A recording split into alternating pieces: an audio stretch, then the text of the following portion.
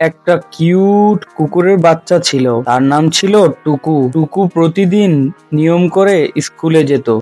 সব ক্লাসেই সে মন দিয়ে বসে থাকতো, কিন্তু যতই চেষ্টা করুক তার মাথায় কিছুই ঠিক মতো ঢুকতো না। যখন পরীক্ষার রেজাল্ট বের হলো তখন দেখা গেল টুকু ফেল করেছে।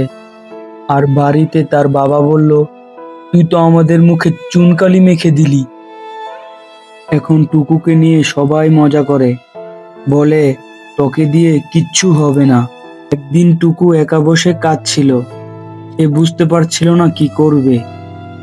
ঠিক তখন সামনে আসে কিউট স্মার্ট বড় লোক বিড়াল। সে শান্ত গলায় বলে, আর মেনে নিস না, আর মানলে জীবনে কিছুই করা যায় না।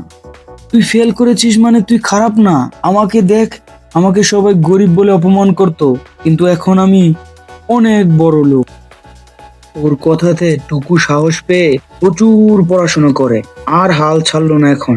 তারপর পরীক্ষায় টুকু প্রথম স্থান অর্জন করলো। এখন তার বাবা মা সবাই তাকে নিয়ে গর্ব করে। মনে রেখো, যে হার মানবে সে সাফল্য অর্জন করতে পারবে না। এই রকম মোটিভেশন ভিডিও পেতে আমাকে সাবস্ক্রাইব করুন।